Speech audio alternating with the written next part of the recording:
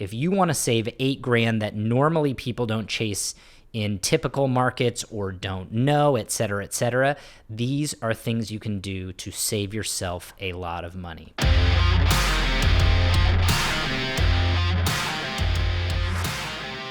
Hello and welcome to another edition of the Richard Haynes Real Estate Show. I'm your host, Richard Haynes of Manhattan Pacific Realty here in greater Los Angeles, the South Bay area of LA, where we cover Palos Verdes to Manhattan Beach, Redondo Beach and Hermosa Beach in between those two cities.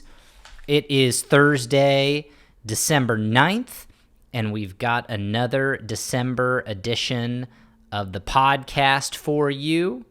Ending 2021 strong with a flurry of podcasts for all you guys. For this week's episode, I'm just going to do a gentle reminder on how low inventory is and how it's not going to ease up until the new year, and then lead that into an update on the very important California Affordability Index, which I think is the best predictor of where prices, or the best indicator of where prices could be headed. And then finally, talk about some cost savings for buyers out there. It is rough on buyers.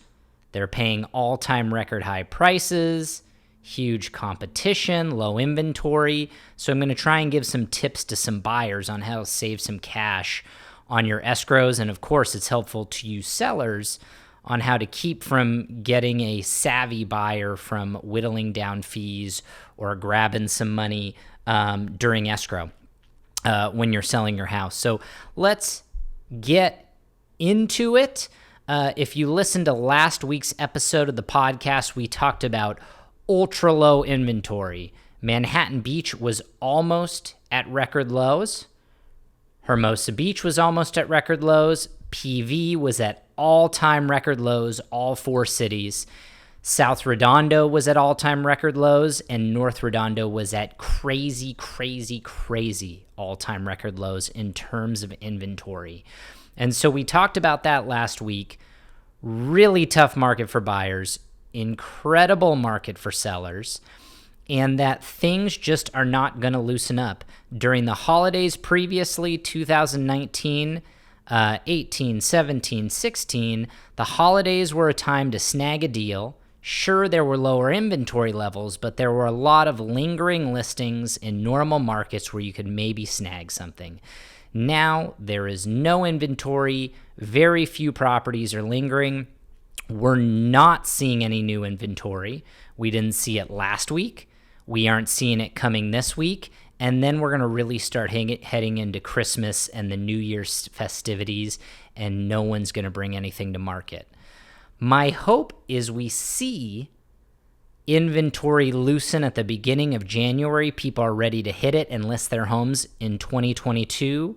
However, I'm not that optimistic. Oftentimes I see people are really motivated to hit their New Year's resolutions, get back to work strong, get back into the groove. They're wrapping up vacations, and typically listings don't start to come until the day after the Super Bowl, which is early February. So unfortunately, I think things are still going to be slow for January. So buyers have just got to be patient for the next 2 months, which leads me into a transition of the California Housing Affordability Index. Now, I've written multiple blog posts on this, normally once a year. I've covered it semi-annually as it's become more on the radar for a lot of buyers and sellers and myself. And now I've committed to covering this every quarter because a quarter or two ago, we started to see some warning signs flashing from this number, and the C.A.R. Housing Affordability Index historically has been the best predictor of where prices might go. And to give you a brief summary, if you've missed any of those blog posts or the past podcast, is generally we see that around an affordability index number of 17, that's when prices have peaked. And in the past, prices have come down, or we've seen a correction when the housing affordability has reached 17. That's 17% of the households can afford the medium-priced home. We've seen the best times to buy are when the C.A.R. Affordability Index is higher, 40%, 50%. We saw over 50% affordability during the Great Recession, and that ended up being an amazing time to buy. Right before the Great Recession, we saw affordability hit about 13, 12% because there were liar loans and nothing to really control the market. There are industry experts that are saying 17 was the number to really watch. Some are starting to say the low 20s are a really big flashing red sign for housing affordability because now generally buyers have college debt. They have more childcare costs because both parents work, and all sorts of additional costs that previous generations didn't have that don't get factored into the affordability numbers. So they really do believe the low 20s is where it starts to get scary. And so to tell you about where we're at in 2021, at the beginning, Q1, we were at 27%. So below 30, you feel a lot more comfortable when you're in a 30% affordability. In Q2, it dropped in a big way and was down to 23%. So that's not 17% like we've seen historically of when, hey, we're due for a correction, but it is in that low 20s range where professional economists, people who have been really good at watching the California housing market, have said this is when prices need to correct. We now have the Q3 numbers. I wrote about it a couple weeks ago. I'm now talking about it on the podcast. Q2, we were at 23%. The good news is Q3, we actually ticked up 1%, and California's housing affordability index is now at 24%. 24% of the population can afford the medium-priced home in California. Here's how the numbers break down from the California Association of Realtors. Statewide median home price reached a record $814,000 and change. That's a big number. The minimum annual income needed to buy a home at that price point is $148,000. You need to have $148,000 and a 20% down payment to afford an $814,000 home. Based on the monthly PITI payment, that's principal, interest, taxes, and insurance, at a 3% rate, that cost is about $3,700 a month. So you can expect to pay about $3,700 a month. And those are the numbers from C.A.R. If we look into the more detailed numbers produced by C.A.R., here are some interesting things that jumped out to me when I read the report. C.A.R. actually credited housing getting more affordable due to a slightly less competitive housing market, lower interest rates in Q3 versus Q2, and modest income growth throughout the state. So that's interesting because Q2, we saw interest rates climbing, so we got a little bit of relief from there. In other housing markets, maybe outside the South Bay, because I'm not seeing a less competitive housing market, I'm seeing a more competitive housing market. Throughout the state, it got a little bit less competitive, and then modest income growth. So obviously, unemployment is at very low levels. Most companies are short-staffed, dying for employees, and people are getting raises and bonuses to be retained. So I do understand the income growth. So that's good news that we saw an uptick. If we could get another uptick and get to 25%, boy, oh boy, that would feel really nice. However, I don't know if we're going to get it. We really need to see what Q4 says and then Q1 of 2022 says to see if we're finding some sort of trend or starting to level out. Because in the South Bay, I see it being more competitive. Interest rates moving up or down slightly doesn't really affect us here in a luxury market. And modest income growth, I do know, is a big deal. I'm sure white-collar workers in tech are making a lot more money and seeing their stock portfolios grow. Further detail on these reports, the Los Angeles metro area, so the city of Los Angeles, improved from 24% affordability in Q2 to 26%. So city of LA did even better in terms of more people can afford homes, which is great news.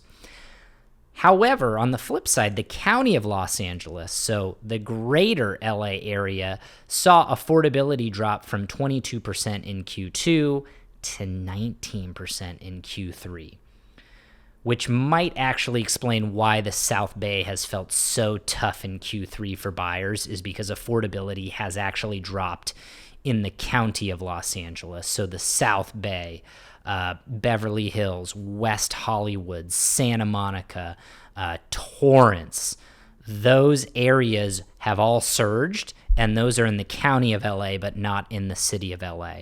So I think these are all interesting notes.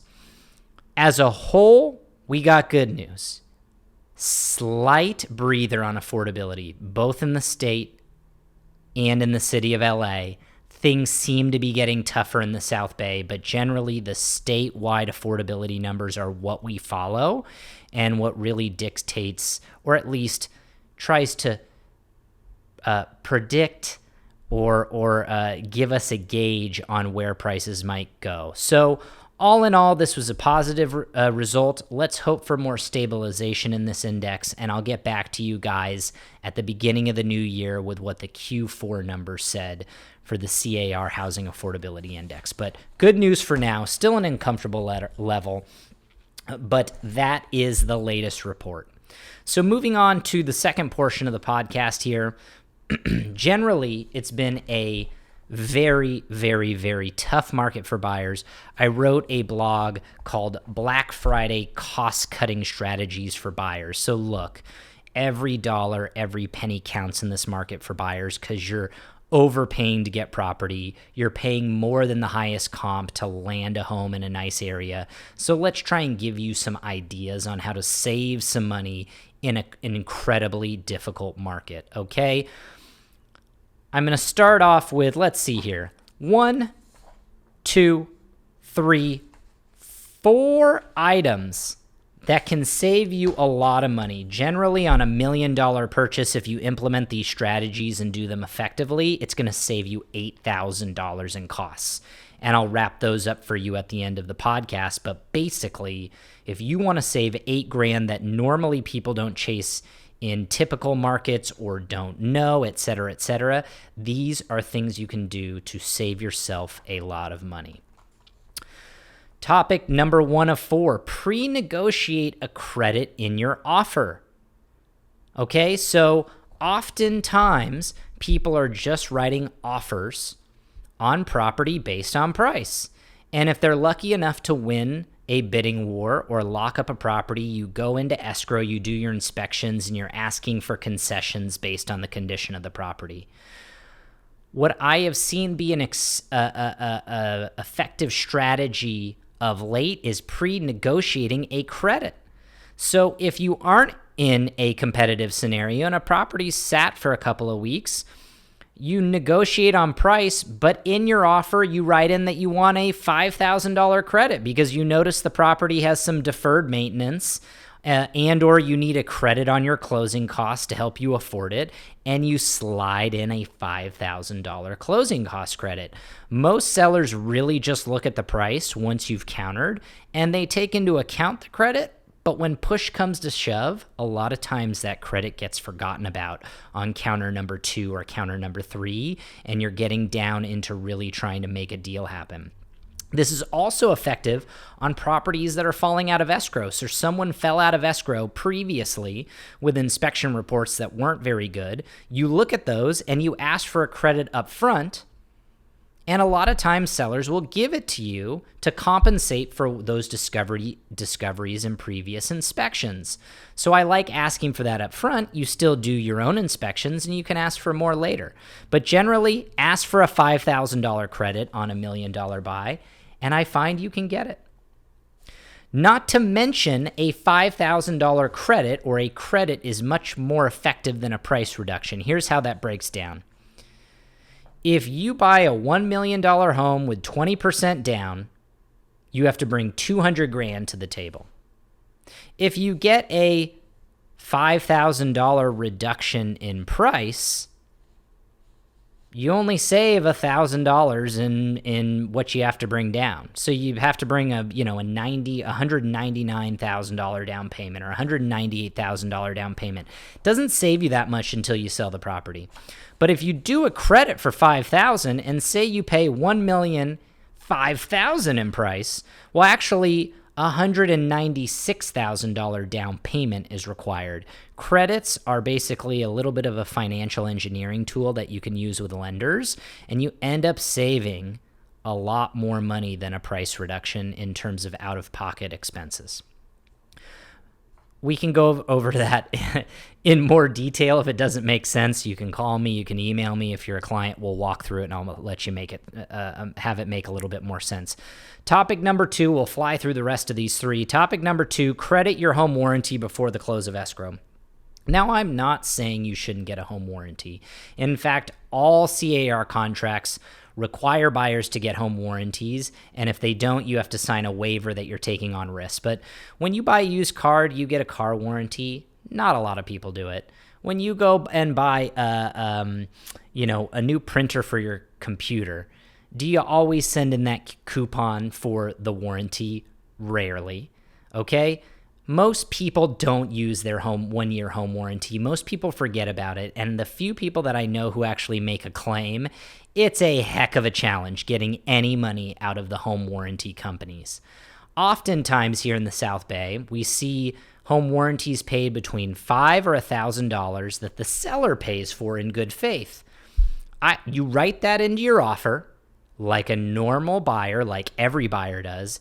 And once you have come to kind of the conclusion of negotiations while you're in escrow, you ask the seller to credit you that $500, that $750, that $1,000 in home warranty, and you take that money back. And sure, you can buy your own home warranty policy. I like kind of self-insuring myself because most clients never, ever, ever use it and only lasts 1 year. I rather have you take that $500 to $1,000 and put it in your pocket. Topic number 3. Ask escrow for a discount up front. Like most things in life, fees are negotiable. Your real estate agent's fee is negotiable. Your inspector's fee is negotiable. Escrow's fee is negotiable too, okay? Title insurance is not negotiable. Title companies have to set their fees by law, post them, and they're all within a very close number to one another. But escrow is certainly negotiable. I could break down what's standard in the industry for escrow. Some people charge $2.50 every $1,000. Some charge $2, and there's a base fee. I walk clients through these fees all the time. But ultimately, you can negotiate these fees down in a big amount well up front before you even open escrow. Or if you've opened escrow, you can ask for a 10% discount, a 20% discount, and normally get those. So oftentimes, with a $1 million escrow fee might cost you around $2,500 as a buyer, you can ask for a 10% discount and get $250 off easily. If you're a $3 million escrow, that's $650 in savings if you ask for 10% off. And on high escrow prices like that, you can normally get even more. So those are big cost savings just by politely asking escrow agents, because most buyers have no clue that they can even ask for a discount.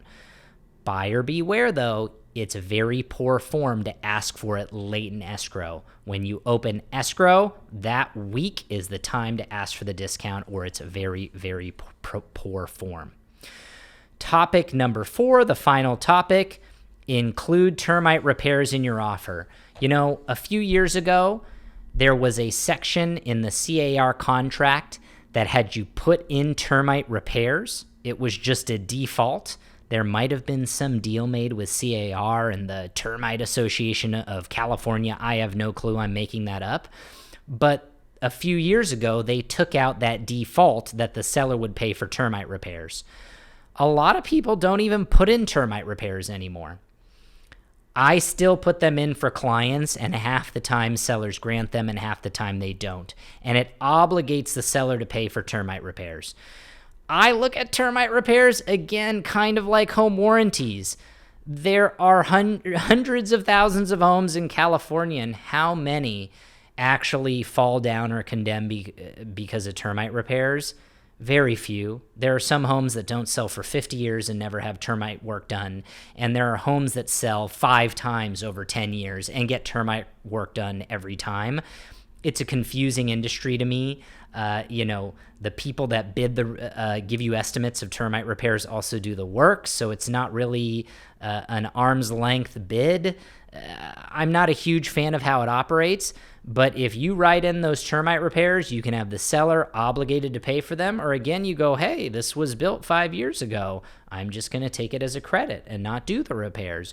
Or, hey, someone bought this home 5 years ago and did termite repairs. I'm not going to do the termite repairs because the home right next door that's been the same owner for 50 years hasn't done termite repairs. Again, I'm not saying termite shouldn't be taken seriously, but in certain situations, you should write it in your offer, and you can take those termite repairs and credit them or have the seller do them for free rather than have to negotiate them.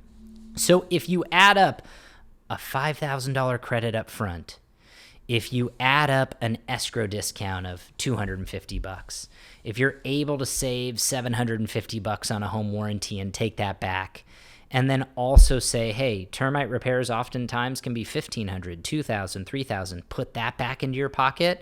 On a $1 million home, it adds up to $8,000 worth of savings.